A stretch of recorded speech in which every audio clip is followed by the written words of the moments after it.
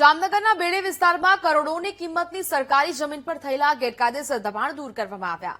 જિલ્લા કલેક્ટરના માર્ગદર્શન હેઠળ જિલ્લા વહીવટીતંત્રએ રેવન્યુ અને સિટી સર્વે નંબર 1ની સરકારી જમીન પર થયેલા દબાણો દૂર કરીને 918 ચોરસ મીટર જમીન ખુલ્લી કરી છે.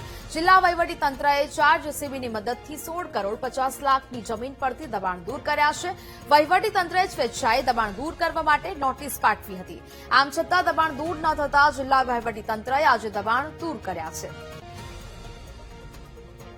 જામનગરના બેડી વિસ્તારમાં રેવન્યુ સિટી સર્વે નંબર 40 પૈકી 1માં 8 રહેણાંક વિસ્તારો આવેલા છે, જેનું દબાણ અત્યારે દૂર કરવાની કામગીરી ચાલુ છે. જેનું અંદાજિત કુલ ક્ષેત્રફળ 918 ચોરસ મીટર છે અને રેવન્યુ સિટી સર્વે નંબર 40 પૈકી 1નું કુલ ક્ષેત્રફળ 12,950 ચોરસ મીટર છે, જેનું અંદાજિત કિંમત આશરે 16 કરોડ અને 50 લાખ થાય છે. જામનગર જિલ્લામાં સિટી બી પોલીસ સ્ટેશનની હદમાં બેડેશ્વર વિસ્તારમાં કુખ્યાત સાયચા ગેંગ ના ઉપર જે ગુજસી ટોકના ગુના દાખલ કરવામાં આવેલા હતા, એના તપાસ દરમિયાન એની જે ગેરકાયદેસર વસાવેલી મિલકત તપાસ કરતા અહીંયા આજે એક બેડેશ્વર વિસ્તારમાં 918 સ્ક્વેર મીટરના જે દબાણો સરકારી જમીન ઉપર કરવામાં આવેલા હતા, એને આજે જિલ્લા વહીવટી તંત્ર દ્વારા ડિમોલિશ કરવામાં આવી રહ્યું છે, જેની અંદાજિત કિંમત ₹1.25 કરોડ છે.